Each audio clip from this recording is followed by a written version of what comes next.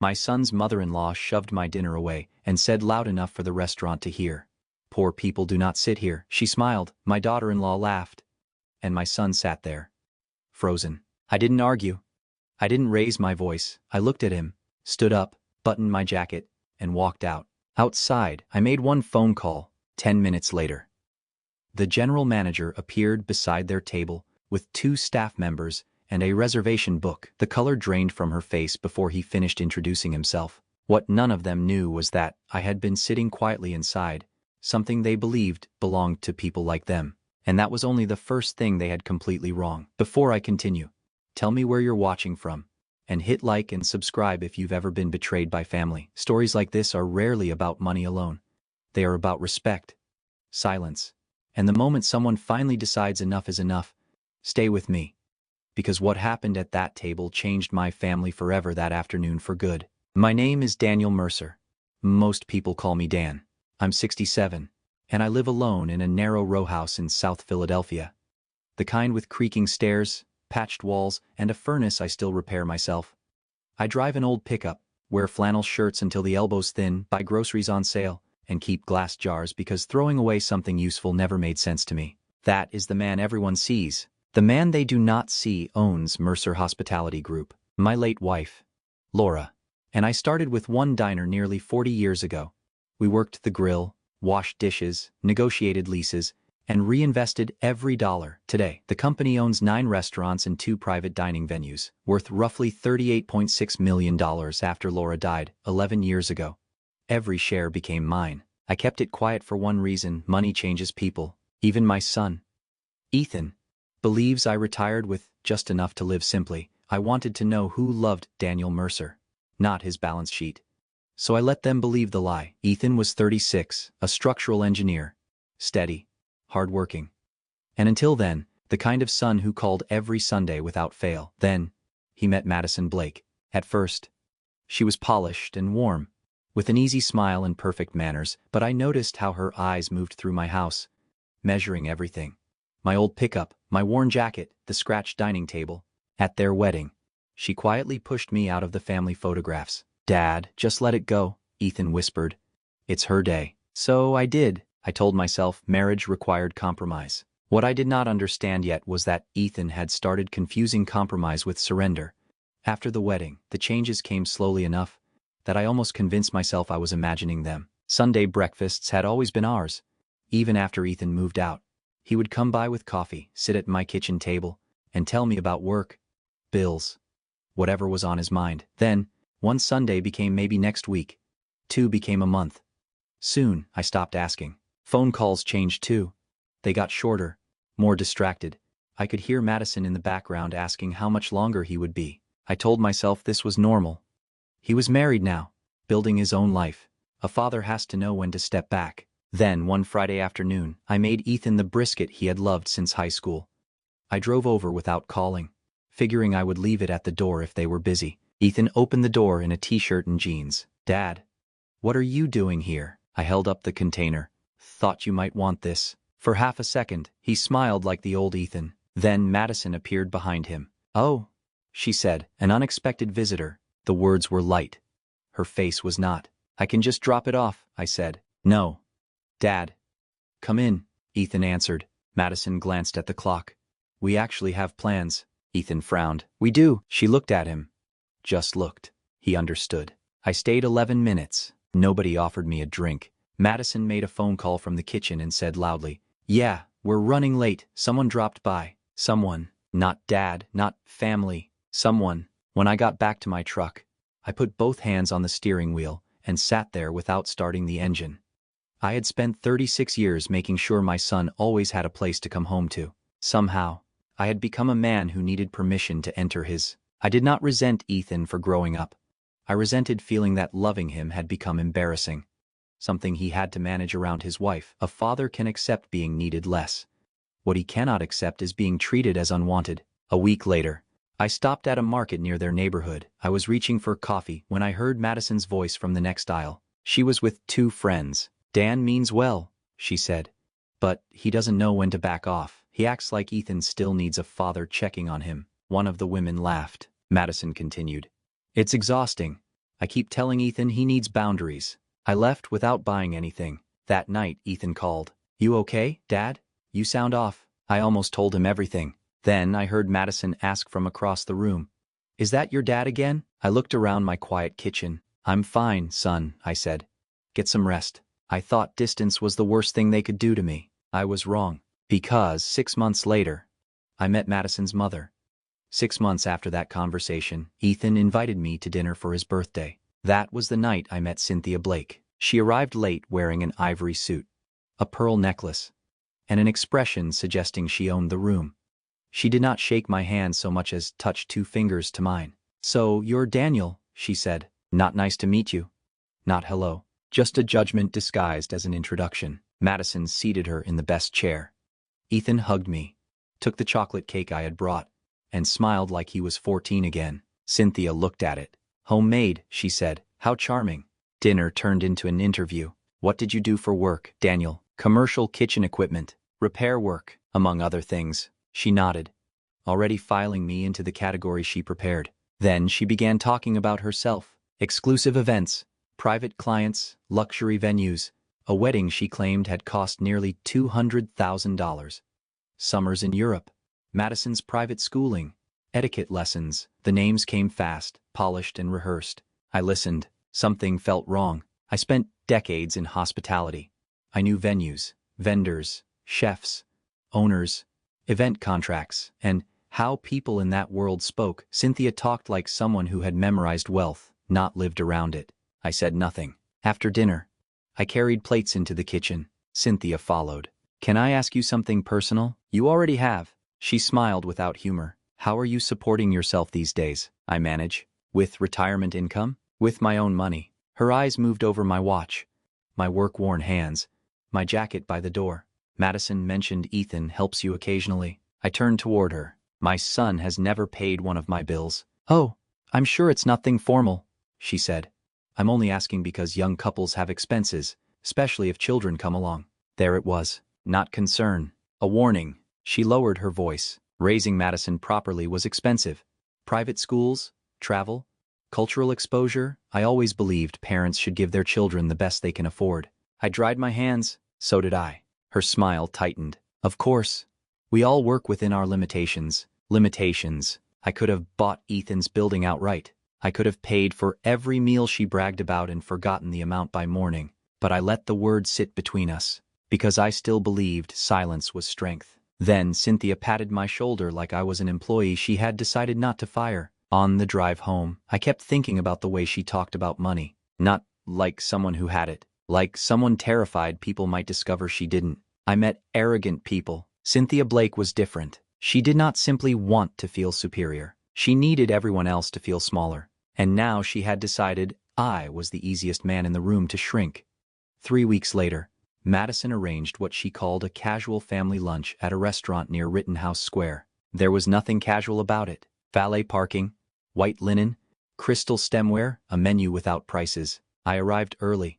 Cynthia was already seated at the head of the table, studying her nails. Madison sat beside her. You're early, Madison said. I like being on time. Cynthia glanced up. How disciplined. 8 people eventually took their seats. Then, I noticed it. 7 place settings. The waiter noticed too.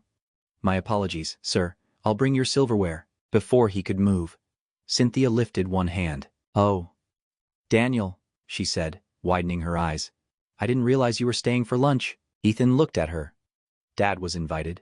Of course, Cynthia said. Madison told me he might have errands. Madison gave me a tiny smile. The silverware arrived 5 minutes later. So did the humiliation. Cynthia spent the meal describing my life as simple, quiet, and blue-collar. She talked about charity dinners, gallery openings, and the kind of people she considered interesting. Then someone asked about Ethan's latest project. Cynthia turned toward me. You must be proud. He's done remarkably well despite where he came from. My hand tightened beneath the table until my nails pressed into my palm. Despite where he came from, I had worked 14-hour days so Ethan could choose his future, and she had reduced all of it to something he had escaped. I looked at my son. He stared at his plate. That silence hurt more than her words, and Cynthia noticed it. Smiled. and calmly lifted her wine glass. When Madison told me she was pregnant, I forgot every slight for a moment. I was going to be a grandfather. Ethan called me himself, laughing and crying at the same time.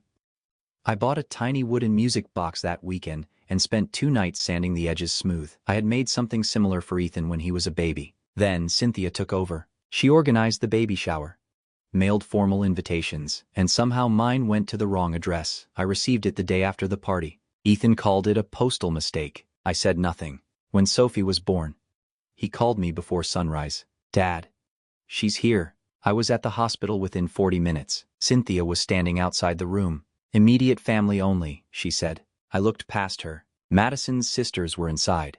Her cousins, an aunt, her father. I'm her grandfather. Madison needs calm. Then Ethan appeared. His face brightened when he saw me. "Dad, come meet her." Cynthia put a hand against his chest. "Ethan, we discussed this." He looked at Madison through the doorway, then at me. For 1 second, I thought my son would finally say enough. Instead, he lowered his eyes. "Dad, maybe tomorrow would be better." I held the little music box at my side. "You sure about this, son?" He didn't answer. That was answer enough. I nodded once. "All right." Then I walked away before either of them could see what that silence had done to me inside. For the next 3 months, I saw Sophie in pieces. 15 minutes before Madison had somewhere to be. 20 minutes while Cynthia hovered nearby. Half an hour if Ethan was home. Never long enough to feel like her grandfather. I stopped sleeping through the night. I woke at 2 or 3 with my heart pounding and my mouth dry. I drank too much black coffee, skipped breakfast, forgot dinner. My belt loosened. But I told myself I was getting older. Men my age get good at ignoring warning signs. We call it toughness when sometimes it is denial. One cold afternoon, I was in the basement tightening a cabinet hinge when the room tilted. I reached for the workbench. Missed. The concrete floor came up fast. When I opened my eyes, my neighbor, Mr. Alvarez, was kneeling beside me while paramedics crowded the room. "Dan, stay with us." At the hospital, everything became numbers. Blood pressure, heart rate, blood glucose 376. The doctor looked at me. "Mr. Mercer, you have type 2 diabetes.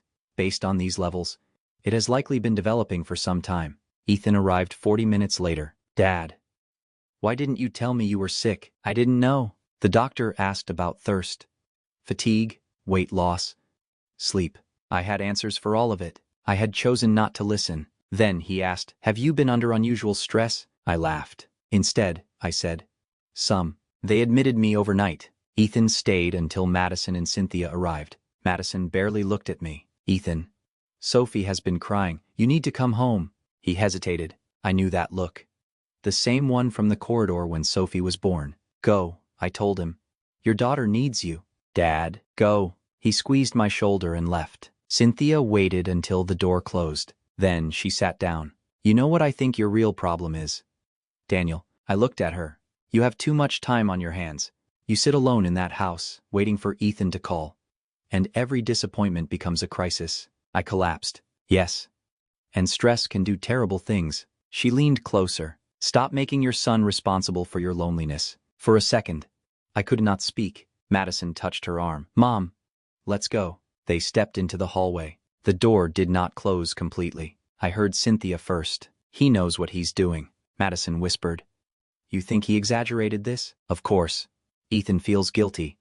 And Daniel knows it." Lonely parents learn how to pull the right strings. I waited for Madison to defend me. She did not. Instead, she said, "He does this whenever Ethan starts pulling away." Something inside me went still, not broken. Still, I stared at the ceiling until their footsteps disappeared. For months, I had asked myself why they treated me this way. That night, the question changed. Why was I still allowing it? I had spent my life believing silence made me stronger, but silence had not protected my family. It had only taught them how much I would tolerate. By sunrise, I understood something I should have learned earlier. I did not need revenge. I needed a boundary. And for the first time, I was ready to draw one. I left the hospital 3 days later with prescriptions, a glucose monitor, and one instruction I could no longer ignore: reduce the stress. For 2 weeks, I kept to myself. I walked every morning, ate what the doctor told me to eat, and stopped answering calls I was not ready to take. Then Ethan called. "Dad, I want us to have lunch." All four of us. You, me, Madison, and Cynthia. My first instinct was no. Then he named the restaurant, the Marlowe. I almost smiled. The Marlowe was one of Mercer Hospitality Group's most profitable properties. A quiet, elegant place near Rittenhouse Square with a waiting list that stretched for weeks. Saturday at 2, Ethan asked. I'll be there. I dressed exactly as I always did, plain blue shirt, brown slacks, comfortable shoes, old leather jacket, no watch worth noticing. Nothing that would disturb the story Cynthia had written about me. When I entered, Adrian Cole, the general manager, spotted me immediately. His posture changed. He started toward me. I gave him one small shake of the head. Not yet. He stopped without missing a beat. Ethan was already seated at table 12 by the window. Madison and Cynthia arrived 15 minutes late. Cynthia looked around approvingly. What a place, she said. She had no idea whose place it was, and I intended to keep it that way until she decided who she wanted to be that Saturday afternoon. The food arrived perfectly plated, exactly the way I remembered approving it months earlier. Cynthia ordered the most expensive steak on the menu. Madison barely touched her salad. Ethan kept trying to force small talk. Halfway through the meal, Cynthia lifted her wine glass. Daniel, I have to ask, how do you afford places like this? I manage on retirement income. I kept eating. That irritated her. She leaned forward. I'm serious. A meal here costs more than some people spend on groceries for a week. I set down my fork. Then maybe we should enjoy it. Her mouth tightened. Then she reached across the table, grabbed my plate, and shoved it toward the center. My fork struck the porcelain hard enough to turn heads. Poor people do not sit here. The room went quiet. Cynthia looked around as if she expected applause. This place is for people with class. People who understand refinement. Madison gave a nervous laugh. Dad, maybe just know your place. I looked at Ethan. He said nothing. That was it. I stood, buttoned my jacket, and picked up my leather coat. You're right about one thing, I said. I don't belong at a table where dignity is optional. Then I walked outside and called Adrian. Table 12, bring Marcus and the reservation file. For the first time in months, I was done waiting for someone else to draw the line. I stayed outside. I did not need to watch what happened next. Adrian told me later, and Marcus confirmed every detail. They approached table 12 together. Cynthia looked up first, annoyed that someone had interrupted her. Is there a problem? She asked. Adrian placed a slim reservation folder on the table. My name is Adrian Cole. I'm the general manager of the Marlowe. Cynthia leaned back. Then, perhaps you can explain why your staff allowed that man to make a scene. Adrian did not blink. Mr. Daniel Mercer is not just a guest here. Madison frowned. Adrian continued. He is the founder, president, and sole owner of Mercer Hospitality Group. For a second, nobody moved. Then Marcus opened the reservation file. The Marlowe is one of 9 restaurants owned by Mr. Mercer's company, along with 2 private dining venues. The group's current estimated value is approximately $38.6 million. Cynthia's face changed, not gradually, all at once. Her hand tightened around the stem of her wine glass. Madison stared at Adrian as if she had stopped understanding English. That's impossible, Cynthia said. Marcus turned the reservation file toward her. Today's table was booked through Mr. Mercer's owner account. Madison looked at Ethan. But he lives in that little house. Adrian's expression stayed professional. Because he chooses to. Cynthia's glass slipped against the table. Wine spilled across the white linen.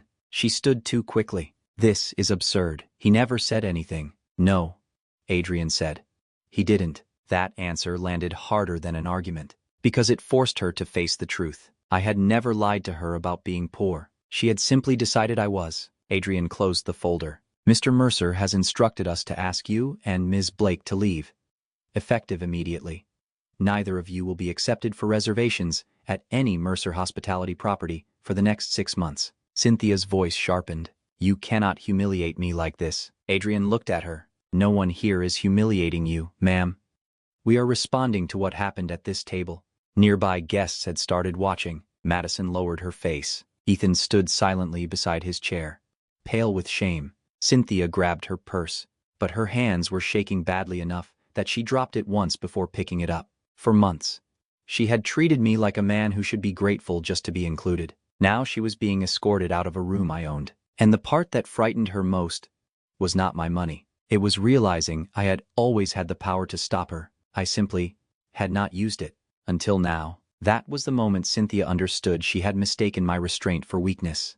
And kindness for permission to continue. Ethan found me 40 minutes later in Washington Square Park. I was sitting on a bench with a cup of coffee cooling between my hands when he came across the path, breathing hard, his face stripped of everything except shame. "Dad," I looked at him.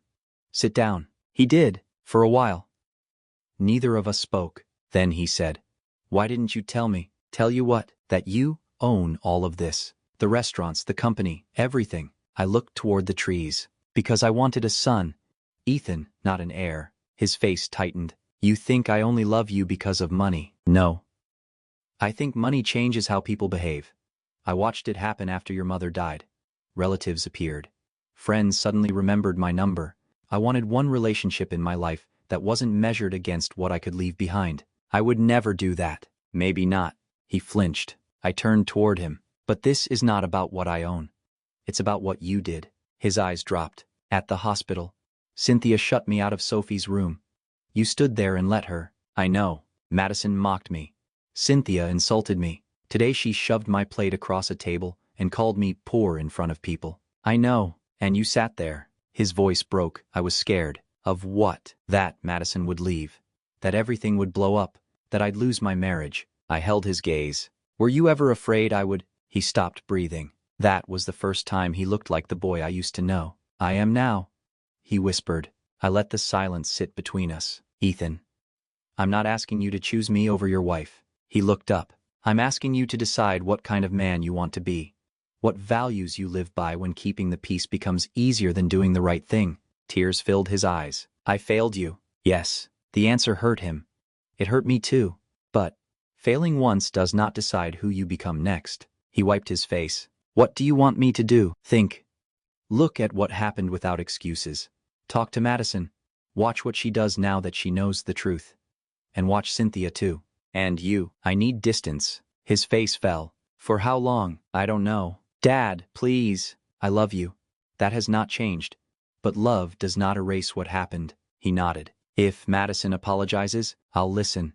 But I'm old enough to know the difference between remorse and panic over consequences." He stood, then hesitated. "Can I hug you?" I nodded. He held me tighter than he had in years. "I'm sorry, Dad." I closed my eyes. "Promises are easy, son." He pulled back. "Then, I'll prove it." "For once," I said. "Let your actions speak first." For 3 days after the lunch, Cynthia called every number connected to me. My cell, the corporate office, even one of the restaurants. I ignored all of it. On Tuesday morning, my intercom buzzed. "Mr. Mercer, there's a woman downstairs asking for you." "Name?" "Cynthia Blake." Of course. I went down because I did not want her making a scene in front of my neighbors. The second she saw me, she hurried across the sidewalk. "Daniel, please, I need you to understand. I didn't know who you really were. If I had known," I held up a hand. "If you had known what?" She stopped. "That I had money, that I owned restaurants. Would that have made me worthy of basic respect?" Her face drained. "That's not what I meant." "It is exactly what you meant." For the first time, Cynthia had no polished answer. I had spent the previous days doing something I should have done months earlier. I asked my attorney to review public business filings, liens, judgments, and property records connected to her company. The image did not match the paperwork. Her so-called luxury event business was a sole proprietorship. No staff, no office, several unpaid judgments, a stack of debt behind the designer clothes and expensive dinners. "You built your whole identity around looking richer than everyone else," I said. "And then you punished people you thought had less." Her eyes filled with tears. "Please don't tell Madison. She already knows." Cynthia stared at me. That was when my phone rang. "Ethan," I answered. "Dad," he said, voice shaking. "I found something." He explained that Madison's tablet was still synced to her messages. After what happened at the Marlowe. He looked. Then he sent me screenshots. Cynthia and Madison discussing Ethan's salary, my house, my supposed savings. One message from Cynthia read, "Keep Dan at a distance. If something happens to him, Ethan inherits whatever is left." Another said, "Once he's gone, maybe Ethan can finally stop wasting time babysitting his father." I looked at Cynthia. She knew from my face that I had seen them. "Daniel, those were jokes." "No." My voice stayed calm. "They were your values in writing." She reached for my arm. I stepped back. You are permanently banned from every Mercer property. And you are not welcome near my home again. My phone rang again 20 minutes later. Ethan, I'm filing for divorce. I said nothing. I saw everything. Dad. And I booked a therapist for Friday. I need to understand why I kept choosing silence. That mattered more to me than the divorce. For the first time, my son was not asking how to keep the peace. He was asking why he had abandoned himself to preserve it. Saturday morning, I reached Washington Square Park half an hour early. I told myself it was because I hated being late. The truth was, I was nervous. Then I saw Ethan walking toward me with Sophie in his arms. He looked thinner than he had a month earlier. Tired too, but there was something different in his face. Less panic, more honesty. Dad, son. He sat beside me and carefully placed Sophie in my arms. She should know her grandfather. For a second, I forgot how to breathe. Sophie stared up at me with wide brown eyes, studying my face as if she were deciding whether I belonged there. Then her tiny hand closed around my finger. That nearly broke me. "Hello, sweetheart," I whispered. "I'm Grandpa Dan." Ethan looked away, giving me the dignity of pretending he had not seen my eyes fill. We stayed there for 2 hours. He told me the divorce papers had been filed. Madison had denied everything at first, then blamed Cynthia, then blamed fear, then finally admitted she had spent years trying to control who Ethan was allowed to disappoint. My therapist says I avoid conflict because I think keeping everyone calm means I'm being responsible, Ethan said. And what do you think? I think I used peace as an excuse to be a coward. I looked at Sophie sleeping against my chest. This was never about choosing your wife or choosing your father. Ethan nodded. It was about choosing what was right when staying quiet was easier. Yes. He rubbed his hands together. I should have protected you. You should have spoken when someone was being mistreated. Me. A stranger. Anyone. He swallowed. I'm sorry. I know. Do you forgive me? I took my time answering. Yes. His shoulders dropped. But forgiveness isn't the same as trust. He looked at me. Trust comes back through repetition. You show up. You tell the truth. You do the hard thing when nobody is rewarding you for it. I will. I almost smiled. Do not promise me. Practice it. Sophie woke and began fussing. Ethan reached for the bottle in his bag. Can I feed her? I asked. He handed it to me. Of course. I held my granddaughter while she drank, her warm weight settling against my chest. Then, Ethan said something I had waited months to hear. I want her to know you. Really know you. Weekends, dinners, your stories, Laura's stories, the diner, everything. I looked at him. And I want to know you too. Dad. Not just the man who raised me, the man who built all of this. For the first time, rebuilding felt possible. The scars were still there. But now we finally had somewhere honest to begin. 3 years later, I was standing in my office when Sophie burst through the door. 3.5 years old and talking faster than I could answer. She spent most weekends with me now. Ethan had stayed in therapy for 2 years. The divorce was final. He was seeing Nora Bennett, another engineer. Kind, steady, unimpressed by status. Madison worked full-time and shared custody without the old games. Cynthia's business collapsed under debt. She moved into a smaller apartment. Time had revealed what apologies never could. 2 years after I started rebuilding my life, I put $7.5 million into something Laura would have understood immediately. I called it the Mercer Center for Elder Dignity. The name mattered. Not charity, not rescue. Dignity. We helped older people dealing with emotional abuse, financial coercion, abandonment, housing manipulation, and family members who treated age like weakness. We paid for legal advice, therapy, temporary housing, job training, and support. Once a month, I sat with a group and told them the truth about what happened to me. I told them about the hospital, the pushed plate, the silence from my own son. Then, I told them what I had learned. Dignity isn't granted by the people around you, I said. It begins the day you stop negotiating it away. One afternoon, my assistant told me someone was waiting downstairs. Madison. I had not spoken to her in almost 3 years. When I entered the coffee shop, I recognized her. No designer armor, no polished performance, simple clothes, tired eyes, her hair tied back. She stood. Mr. Mercer. Madison. She took a breath. I've been in therapy. I said nothing. I know that doesn't erase anything. No. My mother taught me that appearance was survival, that if people thought you had money, connections, status, then They couldn't look down on you. She stared at her hands. And when I met you, you scared me. That surprised me. Why? Because you were everything she taught me to fear. Ordinary looking, comfortable with yourself, uninterested in impressing anyone. I thought that meant you had failed. Her voice cracked. Then I found out you had more than all of us. And everything I believed looked ridiculous. That still doesn't excuse what you did. I know, she nodded. I'm not asking you to forgive me. I wanted you to know I'm working, paying my own bills, and trying to become someone Sophie won't be ashamed of someday. That was the first thing she said that mattered. I looked at her. You want my advice? Yes. Keep doing the work when nobody applauds you. She nodded through tears. Do you think we could ever be family again? No. The answer hurt her. But I did not soften it. Not the way we were. But people can change without being restored to every place they lost. She accepted that. As I stood to leave, she whispered, I'm sorry. This time. I believed she understood what the apology was for. Keep doing the work, Madison. That was all I gave her. And for the first time, it was enough.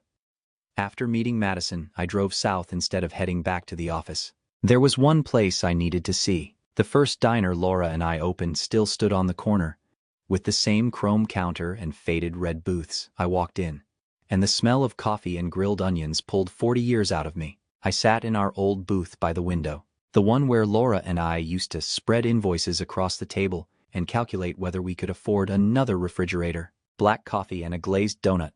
I told the waitress. Exactly what we ordered when money was tight and dreams were expensive. I thought about Cynthia, Madison, the hospital, the Marlowe, then Ethan, then Sophie. So much pain had started with a table. Funny that peace found me at one too. I took out my phone and called Ethan. Bring Sophie here Sunday. To the diner. Yeah.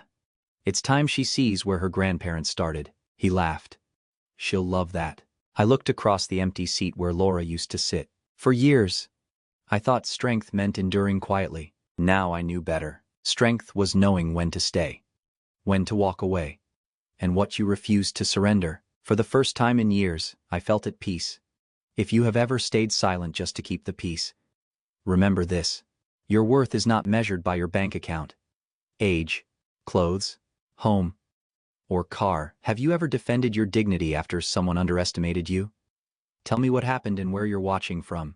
Like, share, and subscribe, because, in the end, no matter who you are, we all deserve a seat at the table.